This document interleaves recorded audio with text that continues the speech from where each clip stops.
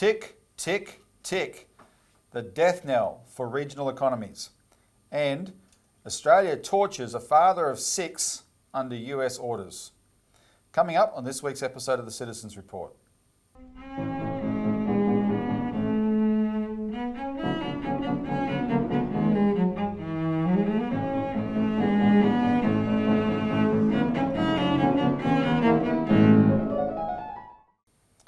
Welcome to the Citizens Report. It's the 14th of April 2023. I'm Robert Barwick and I'm joined today by Citizens Party researcher Richard Bardon. Hello Richard. Welcome. Thanks Robbie. In this week's episode we're going to give you an update on the mortgage cliff. We'll get to that in a second, but first the NAB is marauding, rampaging across Australia, crushing towns as fast as it can, and there's a giveaway. There's a little reverberation that happens first before you know the rampaging NAB is coming to crush the bank in your town. We're going to talk about that. And then we do have to go through a really horrible case that's underway in Australia right now. It goes to the heart of Australia not having any sovereignty. We're just literally torturing a guy, a decent family man, under American orders, and only because he did nothing wrong. What happened is scumbags in Washington decided they wanted to go to war with China, and then they just allowed them to recast everything this guy had done his whole life. But this is Australia doing it on their behalf. So this has overtones of Assange, etc. We'll get to that in a minute. But remember, please, we do this show so we can get the word out. We're not here to just commentate. We're here to try and change what we're talking about, and our relationship with our viewers is very important, and we need more of them. So help us share the show by liking it, sharing it to your networks. Subscribe if you're not a subscriber, and if you do, ring the bell icon so you're notified of updates. Comment, absolutely comment. Engage in the process through comments below. That helps to attract the algorithm and get more promotions for the show. And donate. You know, the Citizens Party is the most democratically funded political party in Australia, which means we rely entirely on the donations of ordinary Australian people to back the fights that we've taken up. So there's a donate button on the link below. With that said, let's get into it and see if we can keep this under an hour. All right. Tick, tick, tick. The death knell for regional economies. If your town is on this list that I'm about to read out, expect to lose your National Australia Bank branch in the very near future.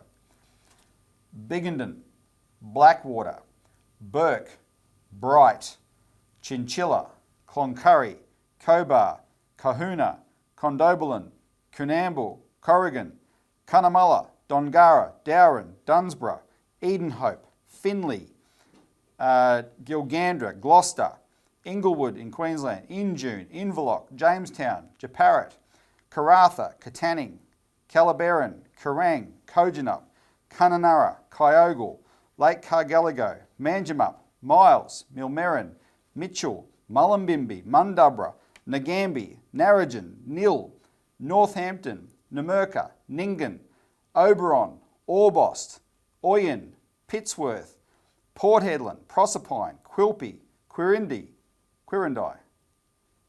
Rainbow, Richmond, Scone, Southwest Rocks, St Arnaud, Tenterfield, Terang, Timboon, Walcher, Wallen, Warren and Winton. And we'll put I'll tell the producer as I'm going through that list, I want it displayed on the screen where you see I'm reading out the ones in black, which are NAB branches that haven't closed, because the ones in red have already closed or been notified they're going to close.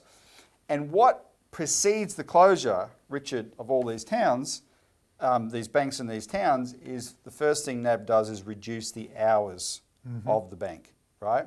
And then that becomes a self-fulfilling prophecy because they reduce the operating hours, the business hours. They claim then that there is less business, and that's the justification for closing the bank. Yeah, customers are voting with their feet. That's right. They are. They're voting with their feet up to the bank door and they knock on it and it's shut, right? Yeah. What can they do? And we saw this in the when they got caught out in this testimony at the hearing in Sale Hey, the Sale, yeah. other week. Yeah, because it was the Maffra branch. And actually we'll put a link below to the article that the journalist Dale Webster wrote about that, because NAB's like butter wouldn't melt in their mouth. Oh yeah, no, we're following our customers to where they want to go. Look at these figures for the Maffra branch. Nobody's using it. But what they didn't say in the whole hearing is, because you reduced the hours massively, and then as of the last quarter of the year, you had it shut the whole time. That's what the figures represented, but they didn't say that, right? So NAB is doing a Swifty here, and we have to highlight it because we want people to understand there's one bank in this regional banking inquiry process, one bank that when they were asked, will you pause your closures for the duration of the inquiry, the other three of the big four gave some form of undertaking. Commonwealth Bank said yes, but they only had two banks that they were planning to close. So they said yes. Westpac said yes, but they didn't say, well, there's 7 branches here we're going to keep closing, but these other 6 we won't close. Okay, so they sort of met them halfway.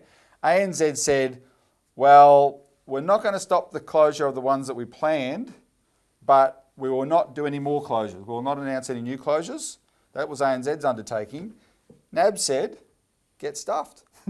They literally said, get stuffed. We're going to keep doing what we're going to do. And that's why the harbinger of a NAB branch closing is the reduced hours. We'll put this on the screen. Back in 2017, and we often cite the independent journalist Dale Webster because she has done so much work on this. She has documented the whole problem like nobody else has. But she wasn't always an independent journalist per se. Back in 2017, she worked for the Weekly Times, which is Victoria's major rural newspaper. And she wrote this story about bank branch closures then and NAB closing its branch in Western Victoria and Harrow. And in the story, she named 13 Victorian towns where NAB was operating under reduced hours then, and she said this raises the question about whether those banks are going to close. And those towns she named then were Edenhope, Goroke, Jeparit, Coniva, Balmoral, Rainbow, Bort, Barham, Swifts Creek, Orbost, Maffra, Hayfield and Yarram. And of those 13 towns she named back in 2017, 10 have closed, right? And the 3 that are left, like Orbost and Rainbow, etc., they're on the list that I first read out, right? They will be on the chopping block eventually. So this is the bank that is just, like I said, rampaging across Australia. We're highlighting this because the reason we got up this inquiry is this is immensely damaging to these regional economies. And that's why we have a solution of a postal bank, because our solution is premised on the simple fact that towns need face-to-face financial services. These banks want to live in their digital utopia and say, we've got enough critical mass of the public, we can force them into digital banking, hang the consequences, because our profits are all that we care about, not the servicing of not serving the public. That's what they want to do. But the real world doesn't work that way. And so if we could create a postal bank where face-to-face banking services, full banking services are guaranteed to every community in Australia, that is the solution. It's why we help push for this inquiry. But that's a fight to get that postal bank up. We need to force, to draw out the government to actually take some serious action against the banks in the meantime, right? And that's what's going to be looked at with this inquiry. I started calling these towns, like the two that have just, the two latest NAB branches that NAB has indicated are going to close are Jeparit in Western Victoria and Inverloch on the east coast of what they call the Bass Coast of Victoria. So they're closing in July. I called those councils in those towns. They weren't really aware that there's an inquiry into regional bank closures. And so this is very important. There's 2 weeks left for submissions to this inquiry. And we're raising this now in this context because if you've listened to what I've just said and you recognise you're in an area that includes some of those towns, help us get the message out, please. You yourself, look up the councils in those affected towns that you recognise, look up the councillors. They usually have their mobile numbers there.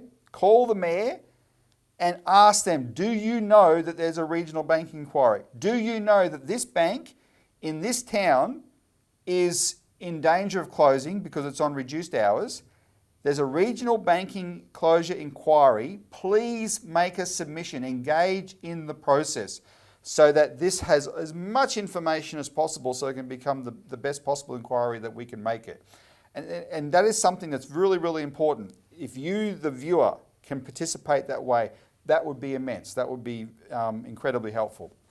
Because it's only when the public can either can sit there and whinge about these changes that always leave people behind, and say, oh yeah, the elite rigged the show for itself. What we try and do here in this process, Richard, is get the public involved in the parliamentary process, and say you get a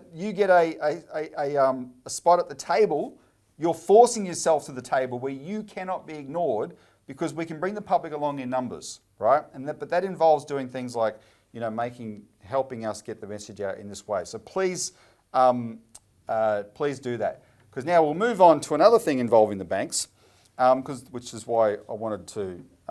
Richard's written an article about this, and it relates to this question of branch closures in this way. Martin North, who's now, I notice if you look at Martin's Walk the World channel, he looks like he's getting quite set up there in the UK, but he's still doing a lot of Australian stories, and I'll get myself on there pretty soon. Martin is a banking expert, and he always made the point to me in the last couple of years as we've been talking about this, that the banks are trying to spin these closures as a positive. Oh yeah, this is an evolution of new technology. When in reality, they're desperate because they know they've got themselves into the mother of all binds through their own policies. And they're looking down the path where everything can drastically go pear-shaped for them, right? And part of what they're doing is trying to get rid of all the possible costs they can and move to a model where they can think they can survive in the digital world, etc. Because they know they're heading for trouble, and the biggest bind they got themselves into is over mortgages. So we've been talking in Australia for a while, Richard, about the mortgage cliff that we're heading towards. What's that look like? Well, and there's the Financial Review the other week had a graphic of it that we can put up, but what it is there was record low interest rates for however many years. The RBA kept coming down and down and down and down and down. Well, there's a great RBA graph we'll put on the screen where you can see that it went down after 2000, it went up, started going up to 2008, and then when it started going down after the GFC, it went down to virtually zero. Yeah, ended up at 0.1% for a couple of years during the pandemic business, along with a lowered serviceability buffer of 2.5% instead of the usual 3%. What they assess your ability to repay a loan at. If interest rates rose by this much, would you still be able to pay it? So the old one was 3%, the buffer, and they reduced that to 2%. Yeah, it's back up to 3 now, but horse bolted. Yep. So there are all these people, especially over the last couple of years, who have borrowed at these record low rates with record large mortgages, and now those rates are going through the roof and they can't pay. And at least they won't be able to pay when it comes off the short fixed term, usually only 3 years, sometimes less. And we're one of the few countries in the world that does that. Most fixed rate mortgages have if it's fixed, it's 30 years. Fixed right? for life, yeah. So when these reset onto variable rates, all of these people are going to have to find an extra $300, $400, $500, up to, in some case, large mortgages in places like Sydney, up to, I've seen some reports saying that a lot of people are going to have to find an extra $1,500 a month just to pay the increased interest on their repayments on their mortgages. And this has already started, but nowhere near the majority yet. No, because the RBA said back in February that there are 800,000 odd mortgage facilities. Now that's not necessarily that number of borrowers, but it's going to be somewhere in the ballpark. Some people have, split mortgages. Sometimes there are multiple parties to one mortgage and so on. But roughly that number of households are resetting to variable rates this year, at a time when the cost of living skyrocketing, wages are not, they're going backwards in real terms, and house prices have fallen. Now they've stabilised in the last couple of weeks. That may or may not just be a temporary phenomenon. You know, there's usually a seasonal uptick this time of year, so that could be reflective of that. You know, invert that with the and there's always downfall. And every time this market moves, especially down, there's always this temptation for the people sitting on the sidelines. They're trying to pick the bottom. I'll jump in now, right? Now's a good time. Yeah, buy the dip. Buy the dip. And so these little upticks, and then it can dip even further, and then a little uptick, that sort of thing.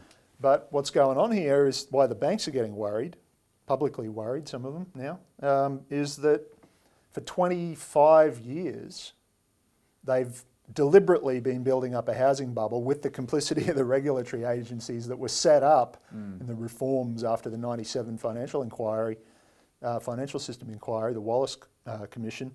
They were set up to enable this. So they've built the whole economy on a mortgage bubble plus, mining and resources, but that's not the bank's outlook. That's not their purview really. And now everyone's losing money. Housing investors are losing money, the landlords, because the rents are going through the roof, but their costs of their mortgages and their services and materials for renos and all that are going up even faster. Yeah. So they're going backwards. The project, the semi-comedic current affairs show reported the other day that renters are forking out an average of an extra $315 a month compared to last year, but investors are getting charged an extra $835 a month on average on a $500,000 variable loan, and of course a lot of them are much bigger than that, sometimes multiples of that. So, and there's a huge number of investors out there. Yeah, and so some of them, they can't get cash flow anywhere else. They're having to sell off. People who are not already in what they call mortgage prison, underwater loans, their outstanding mortgage is worth more than what their house is now worth, and they can't sell it except at a loss, and they can't refinance because they don't meet the serviceability buffers. Yeah. So anyone who's not in that boat is either doing it or seriously considering selling out, which has been part of what's been sending the prices lower.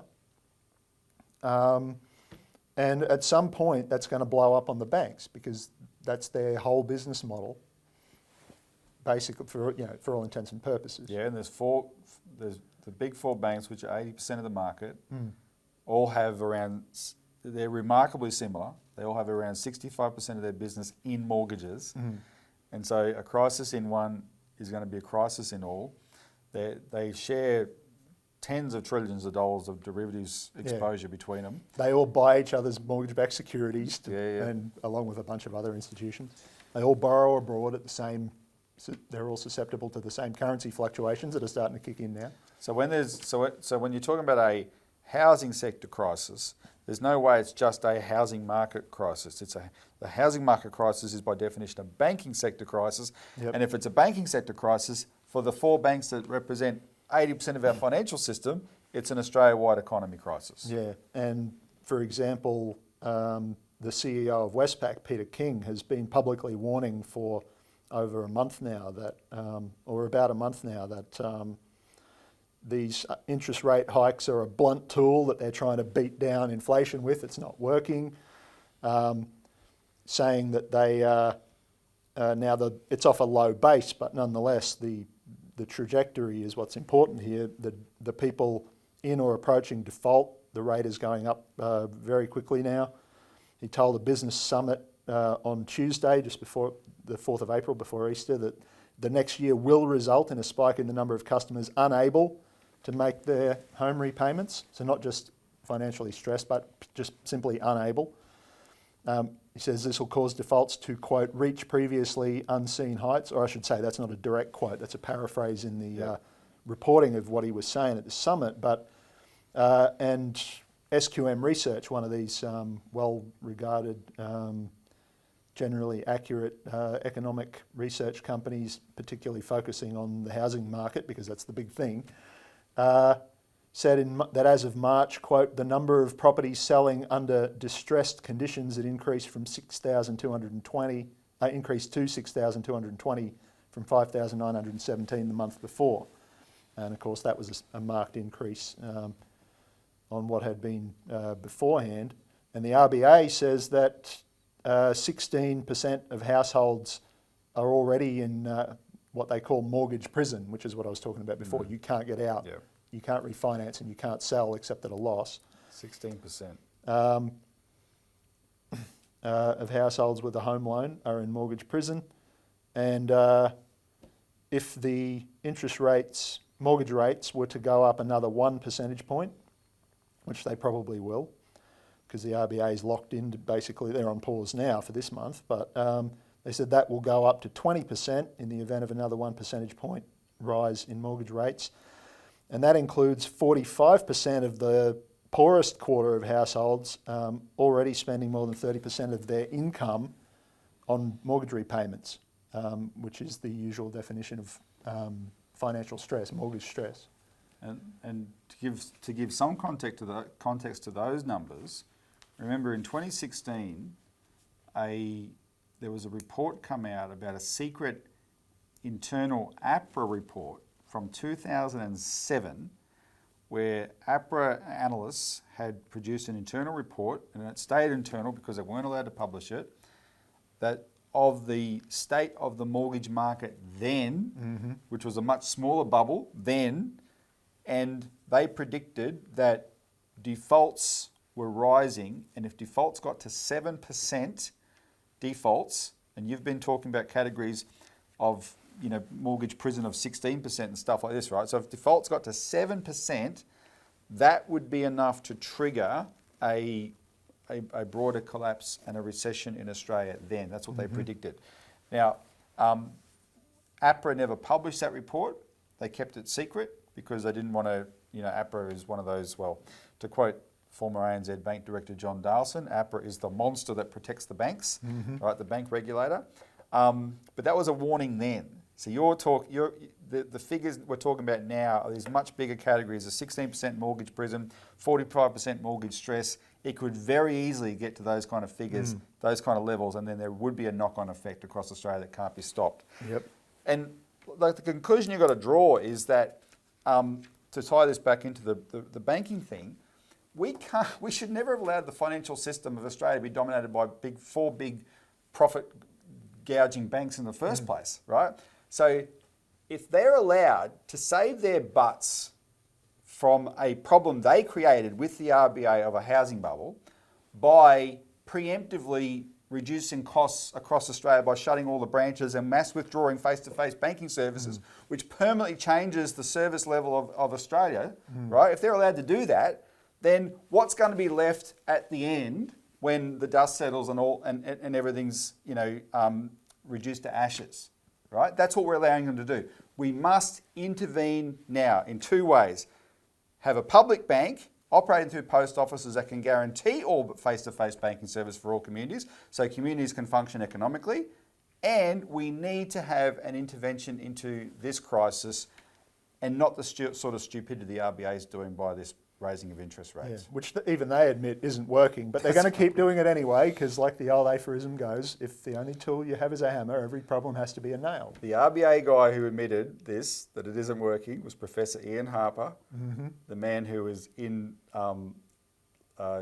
what's his name, Llewellyn Smith's book, David Llewellyn Smith's book about the GFC, who revealed then, I think the book came out in 2010, and he revealed that on the weekend of October 11 and 12, 2008, when all the banks went on their knees to the Rudd government and begged for the guarantees to keep them going, or otherwise they would be insolvent sooner rather than later. That was the quote. That was the reality of our banks. We're told our banks didn't need a bailout. Rubbish. They were propped up by the Rudd government.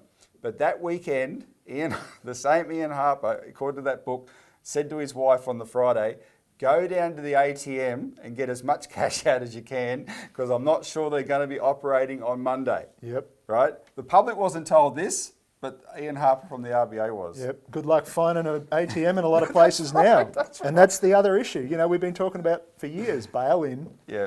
and the necessity for cash, well, you can't pull out cash if you've got no bank branch or ATM. That's it. That's it. Cash is the off-ramp to the financial system where you can have your own money in your own hands and then making sure you can't get out of it.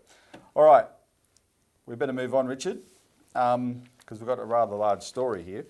So, Australia tortures a father of 6 under US orders. Now, you and Glenn talked about the basics of this case a few weeks ago on this show. We want to do an update because, and I want to highlight the personal side of what's going on here. So, this is Dan Duggan. The man you're looking at on your screen is Dan Duggan, and he's a father of 6 from Orange in New South Wales. We'll put up a bunch of photos from this website, freedanduggan.org. While you were probably helping your kids or grandkids hunt Easter eggs on Easter weekend, Easter Sunday, Dan Duggan was in maximum security solitary confinement in Lithgow Prison in New South Wales. His prison cell has no heating. It's actually, apparently the Lithgow prison is one of the coldest prisons in Australia. He only has 2 ripped thin blankets for warmth.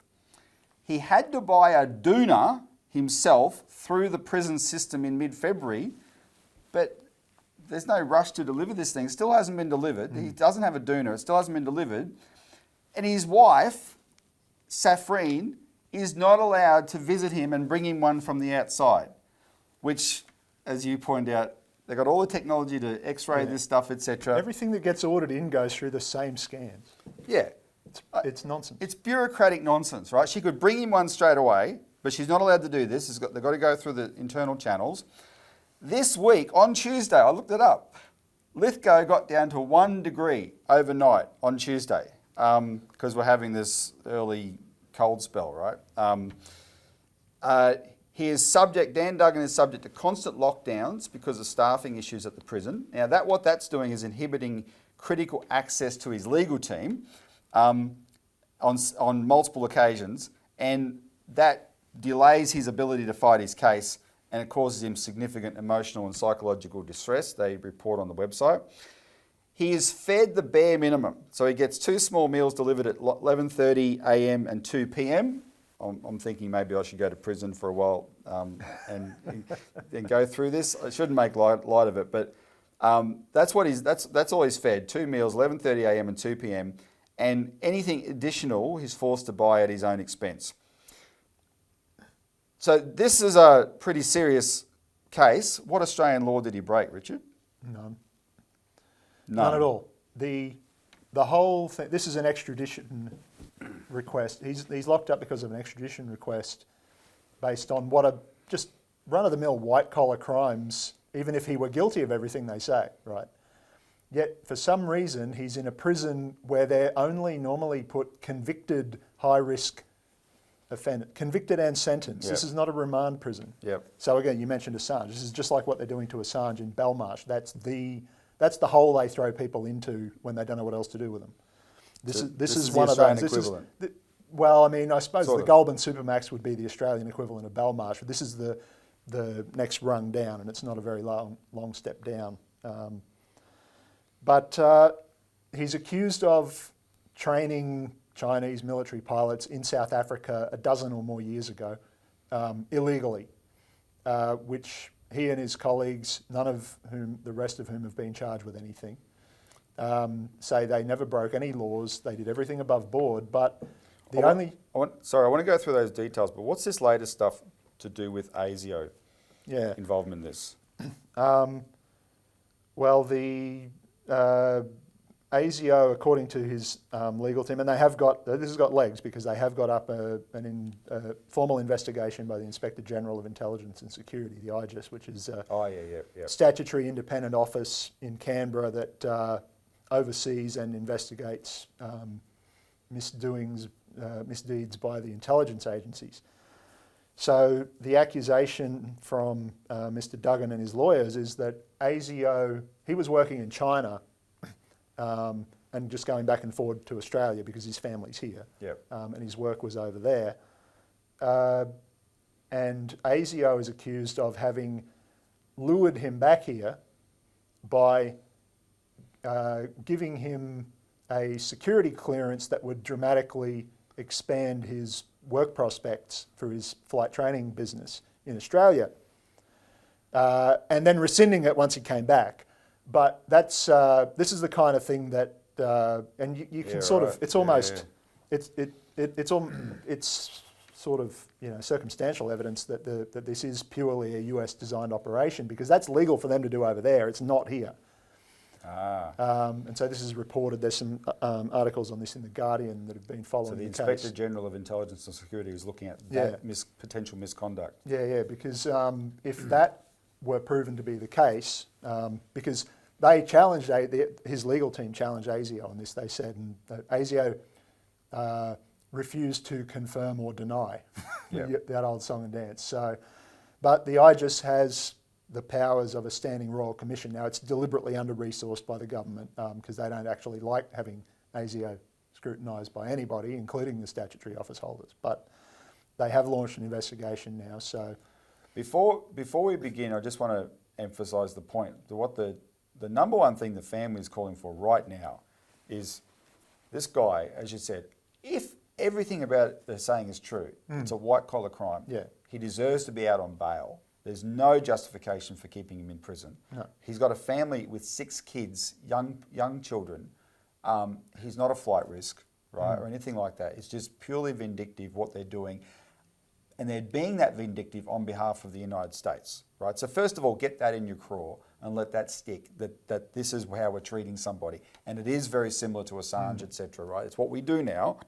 But let's just talk about the context that is enough to make you say, hang on, is there anything to this at all, right? I want to go through some of the details. So first of all, Dan Duggan has not been charged with an offence in Australia. He has no criminal history anywhere in the world. Have a look at this footage. We might play a little clip of it.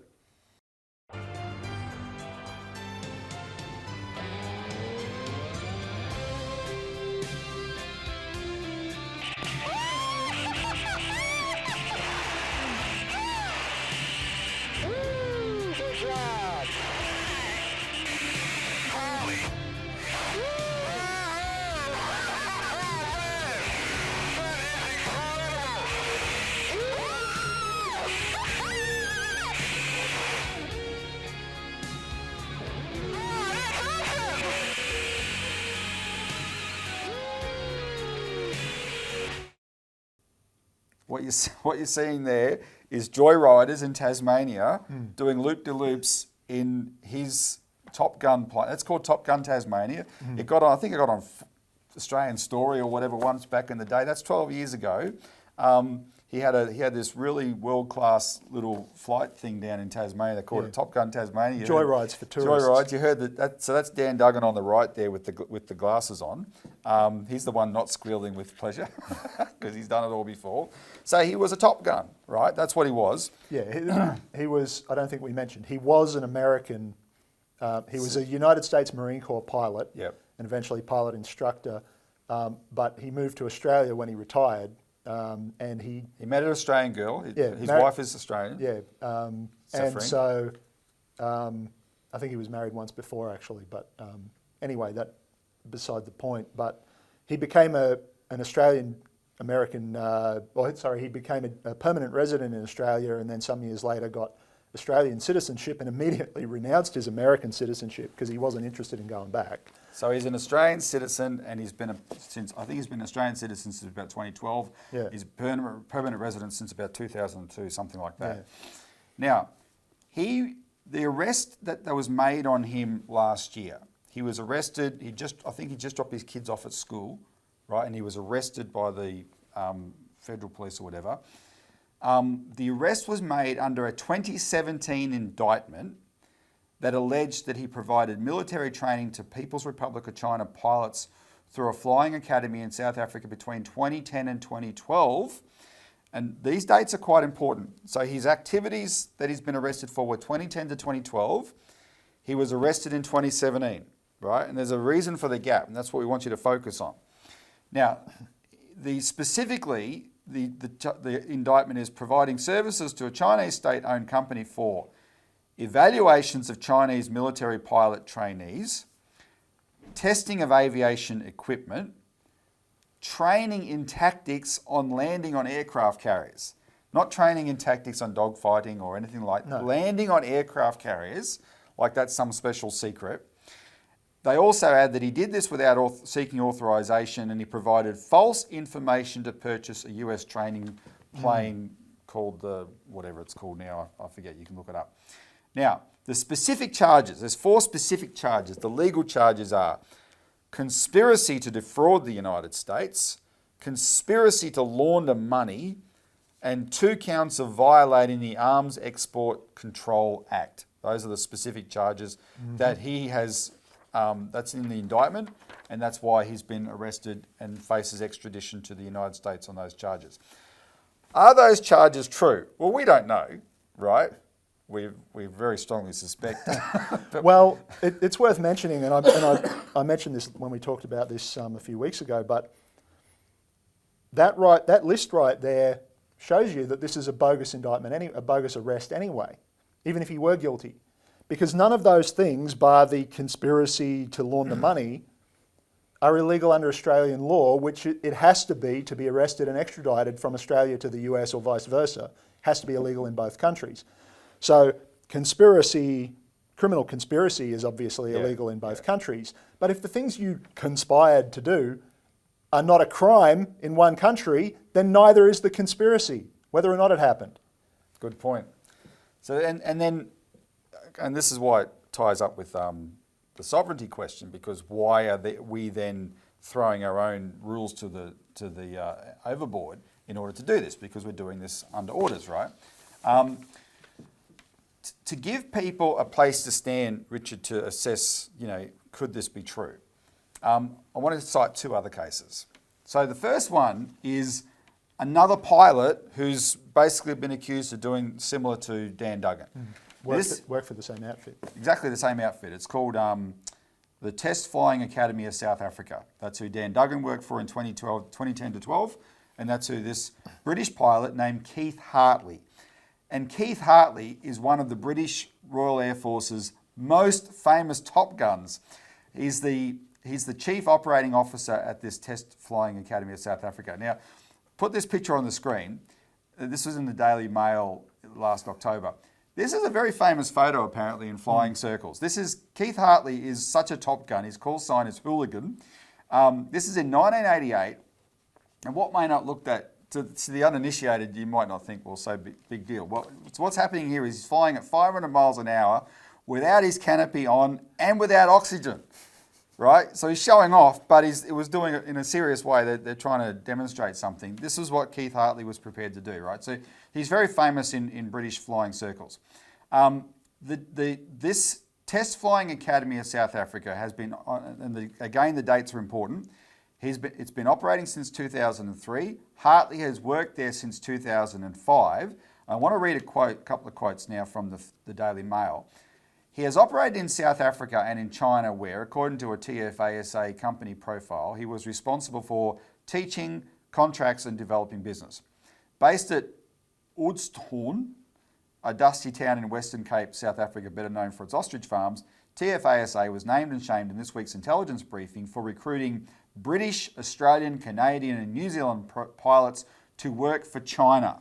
So this week's intelligence briefing, 2022's this week's intelligence briefing, about something he's been doing since 2005, all right? Now, listen to this next paragraph. Fears that the company's work could lead to British secrets being shared, unwittingly or otherwise, with one of our most significant strategic adversaries are entirely legitimate. As the Daily Mail can reveal, the issue has been in the in-tray of the intelligence services for 3 years. So 22 minus 3 is 2019, right? Duggan has been arrested under an indictment that was put together, they said cobbled together, I like that term, under the Trump administration in 2017. This guy Hartley has been under suspicion since 2019, both of them for things that Hartley's been doing for well over a decade before that, a decade and a half almost, and Duggan did, 7 years earlier. right? 7 to 5 years earlier. Now, then listen to this quote. So the Daily Mail got the Academy's president. So the Academy is this test flying academy of South Africa.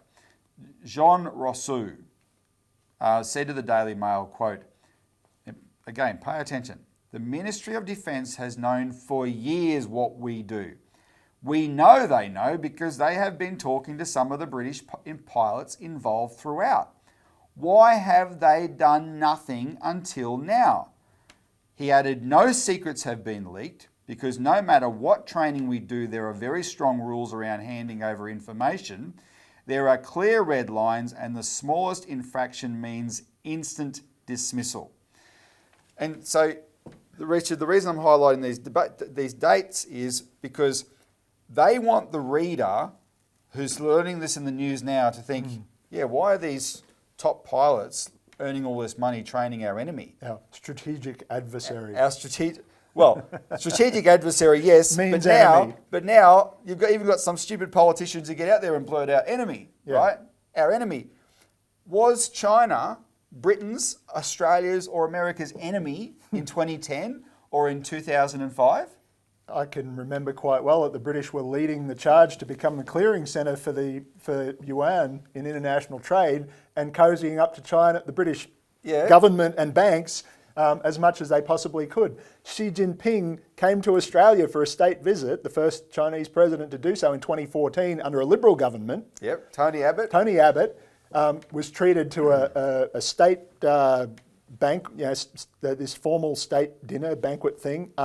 Gave a speech to the Australian Parliament and signed these free trade agreements, a strategic cooperation, what they call a strategic partnership agreement. China was almost literally the only game in town. Yep. Until 2017. We were all rushing into a closer economic relationship with China, etc. Right? Including the Americans, their trade was expanding and all that. They've China helped save their butt in the GFC. Remember? Helped single-handedly did it. And there's been all of this military build-up, including in Australia since 2012. But it was like, they were drawing this line a bit further away, divorcing the two, and that stopped in 2017. And that's the thing. So here's why these dates are important. These guys were just like every other business-oriented people in the world, oriented towards business with China. Keith Hartley for a longer, on a more permanent basis. Dan Duggan more temporarily with South Africa and then doing some other things. But they're just doing business with China. They've got skills. They're in demand over in China. They're not thinking of China as the enemy. Angus Houston, the former commander of the Australian Army, said last year, China is not the enemy. Hasn't even General Milley or one of those guys in the American Joint Chiefs of Staff or whatever said China is not the enemy? Yeah. Right? Cut it out. Cut it out.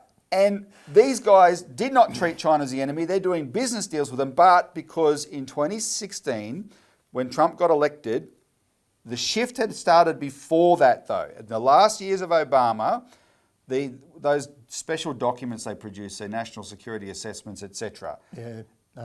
National security strategy, defence force posture. In the last years of Obama, they started naming China as their greatest national security threat. Front run by Australia actually under Turnbull, the 2016 Defence White Paper. There you go. By a month or two, but obviously under US influence. No, exactly. And then when Trump got in, and Trump himself is a mixed bag on this question, but the people he employed weren't. Mike Pompeo, John Bolton, Peter Navarro, these people set out to create an enemy in China. They want to pick a fight. Now, last week we played on the show the clip of John Mearsheimer, the American strategic realist and analyst, saying America wants a fight with China now because they know if they wait a decade or two, they'll never win, right? So people like Pompeo, John Bolton, a war criminal who should be in jail, rotting in jail for what he did in the Iraq War, those guys set out to pick a fight. And because they chose to do that, suddenly the work of these people who would otherwise be regarded as heroes of their respective countries' militaries, suddenly they're being called traitors and being treated as traitors for what they're trying to, for just the normal business stuff they were trying to do, right? Now, I want to keep going because there's a few other cases here that this is similar to. The Duggan case has an element of extraterritorial reach, where America claims the right to reach out anywhere in the world and grab people, right? And there's some famous cases, the most famous being the one you've already mentioned, Assange, right? Julian Assange didn't commit any crimes in America as well. Nothing he did is a crime in his own country or any of the countries he was in. Or even in America, they had to manufacture one that didn't actually happen. So the Assange case is that, but America says we have the right to assert our laws all over the world. You pronounce that one for me. Meng Wanzhou. Meng Wanzhou is the daughter of the founder of Huawei. And of course, this was a very similar thing.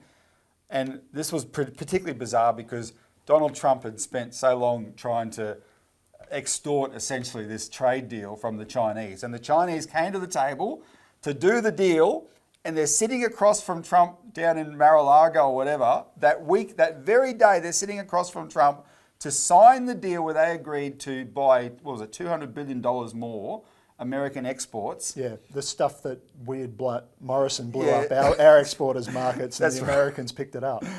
The same day, people in the White House called Canada and said, arrest the daughter of the founder of Huawei, China's flagship company. And the Canadians, yes sir, no sir, 3 bags full sir, snapped to attention, did it straight away. Of course, in retaliation, the Chinese said, well, you little Canada want to treat us like this? Watch how the big boys play. And they quickly grabbed 2 Canadians off the street, both named Michael, and they shoved them in jail until Canada let Meng Wanzhou go, as they should have. You do not do this. If Canada's going to be a supplicant like Australia to the United States and treat people this way, China has every right to say, okay, that's how you play, this is how we're going to play. Yeah. And China, of course, at no point admitted this was reciprocal, but everyone knew it was. Yeah. Right? Mind you, the Canadian Intelligence Agency effectively admitted that those guys were its agents. Well, there you go. Just like the Chinese said. So there was that case, and then they eventually let Meng Wanzhou go. And then the other one, though, I want to give a little bit of detail, is Frederick Pierucci. And Frederick Pierucci is a French executive who wrote a book about his experience, and it's called The American Trap. Let me just go through some of the details quickly. He was an executive of France's nuclear power company, Alstom. Quick call out to Citizens Party supporter Ed Downs, who wrote a really good book review for our Australian Alert Service on this last year, on this book, and brought the case to my attention, and I read the book, and it was really enlightening. But it really much relates to this. Because what I'm going to go to, the Frederick Pierucci case shows that America will target individuals with legal charges in order to further a larger agenda, right? And that's what we think is going on with Dan Duggan. So in the case of Pierucci, he was an executive for France's nuclear power company, Alstom. Now, even though it's a nuclear power company, it also does things where it'll just provide things like boilers for power stations and whatever. It manufactures those sort of things. That company was accused of bribery to win an Indonesian contract. Now, Pierucci didn't bribe anyone. He wasn't involved in bribing anyone, but he did know that it had happened. But the kind of bribery isn't, it was, you pay for a consultant to help you advance your cause. And this happens everywhere, including here, by the way. Of course it does. Nobody can pretend otherwise. Of course it does, and it's done by the Americans as well. So anyway, the United States, though, claims the right to arrest anyone over breaches to its laws that are in any way connected to the United States, even in the most, far-reaching, like just completely tenuous. Very tenuous. I'll give you some examples. Any contract that's based in US dollars, which is almost all contracts, well, it used to be all contracts in the world because of the US dollar reserve currency. And this kind of behaviour is why it's increasingly not anymore. That's right. So if it's a contract in US dollars, the Americans say, we have jurisdiction over that, and they can arrest people based on it, even if it's 2 countries have nothing to do with them. Or even, get this, if the emails to facilitate the deal as they're going around the world spend any time on American servers, that's the basis for the Americans saying, we have jurisdictions, we can do that. Yep. We can grab you. So there you go. Use Proton, not Gmail. There's the ad. Can Proton? Can I mean, it's probably not we get some actually any sponsorship more from Proton? secure. It's probably not actually any more secure, but at least it's not hosted in America. Okay, let me keep going. So in 2013, the United States Department of Justice arrested Pierucci when he landed at JFK. If he had known he was going to be arrested, he wouldn't have landed, right? He had no idea that he was about to be arrested. He had no idea he was even being looked at. But so they arrested him when his flight landed at JFK. They then put him through the same kind of torture that, like, he's at worst it's white collar. He's put into a horrible prison system, absolutely horrible conditions that are designed to break him, and he was there for 25 months. They put him under enormous pressure, and this is the whole basis of the American legal system in this regard, Richard. They extort their targets to plea bargain, because believe it or not, this great democracy that if they hear that some other country has won an election based on 90% of the vote or whatever, or the Chinese, whatever the rate of the Chinese legal system is at convictions, they'll say, oh yeah, look at their near perfect rate. That's because they're corrupt. You know, there's no justice in China. The rate of US Department of Justice convictions is 93%. Mm-hmm. You know how they get that? Through extorting people to plea bargains. Roughly 90% of that is plea bargains, not the courts. Yep. Really high proportion of people who go to court, if you can afford to and stand up to the strain, get acquitted because they're false charges. But what happens is if you've got to be able to afford to do that, you've got to have a certain amount of defiance, because what they did to Pierucci was they gave him his options: plea bargain for a much smaller sentence, and because he had a young family, etc., back in France and whatever, plea bargain, or we will hit you with everything. You may face 3 decades in prison, something like that, right? And first of all, you're reeling in shock at the idea that what you did could end up seeing you the white collar thing that was done that you had nothing directly to do with. Your company did it. Could somehow see you end up with 3 decades in a US prison, and the prison that you're being told, the prison you're in when you're being told this is literally torture for you, right? So, you know, you're thinking, oh my God, how could I do that? I'll never see my family again, and I'm being offered, say, 18 months or whatever if I accept this plea bargain. But the plea bargain involves selling out someone else in the company, right? And so it's that kind of tension they put on him. So anyway, he ended up spending 25 months in a US prison. Here's how it resolved, though. His company was fined, Alstom was fined $772 million, which, based on its finances at the time, it couldn't pay it.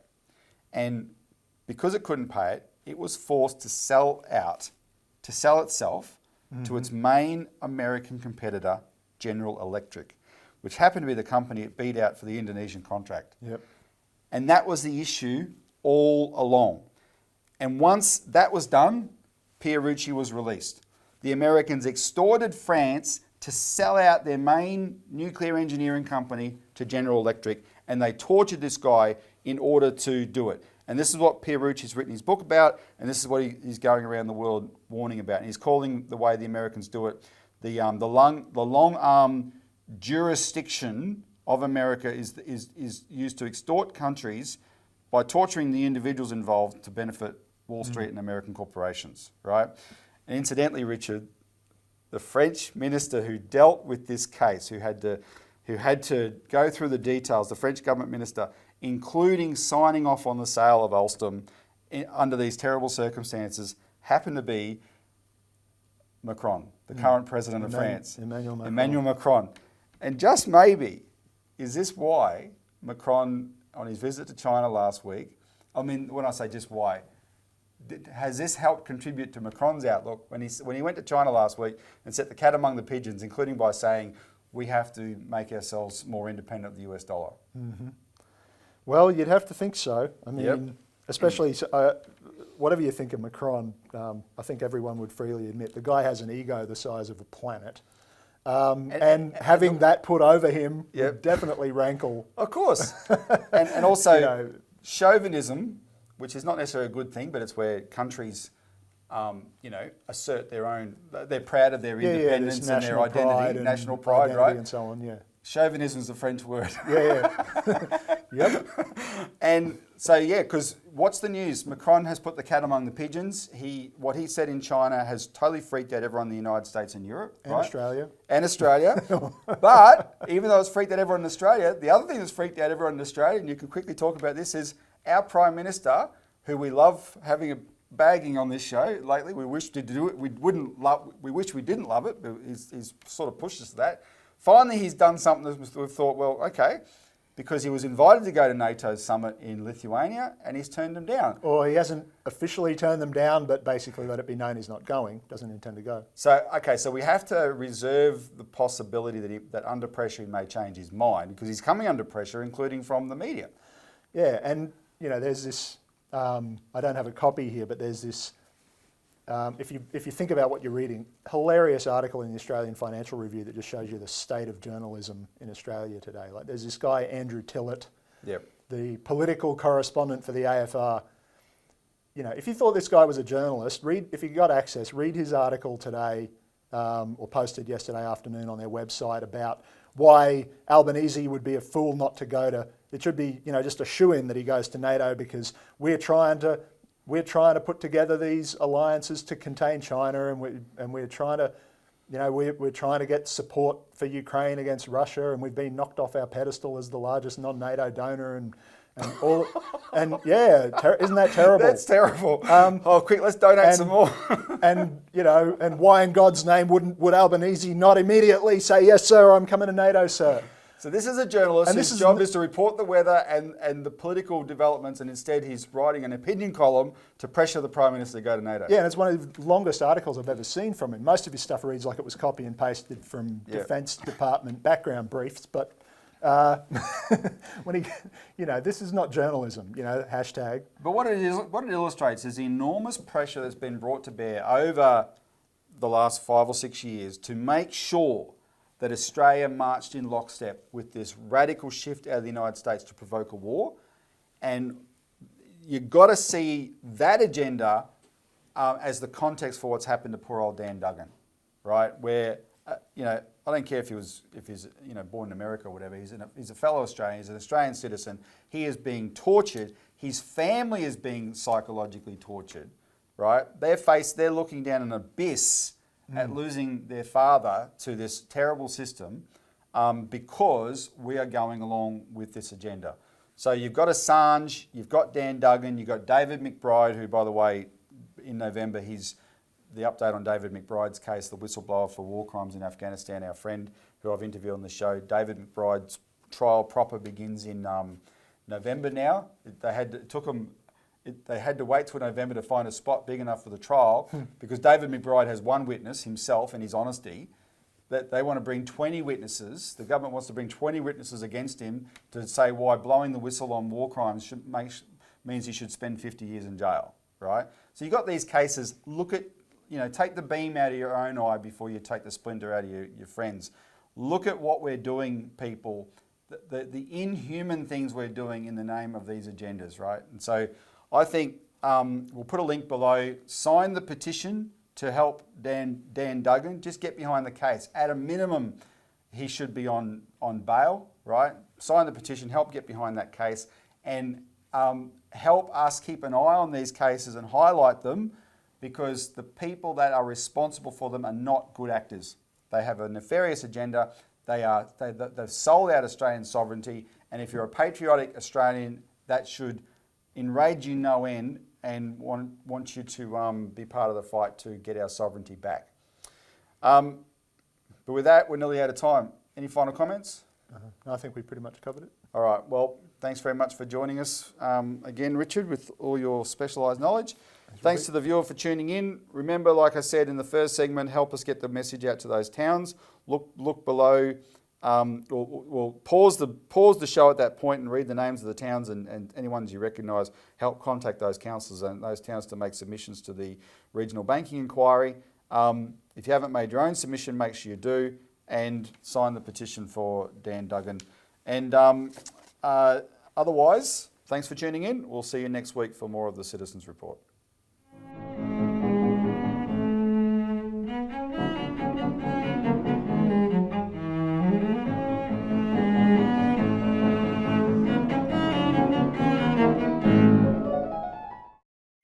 Authorised by Robert Barwick, Citizens Party, Melbourne.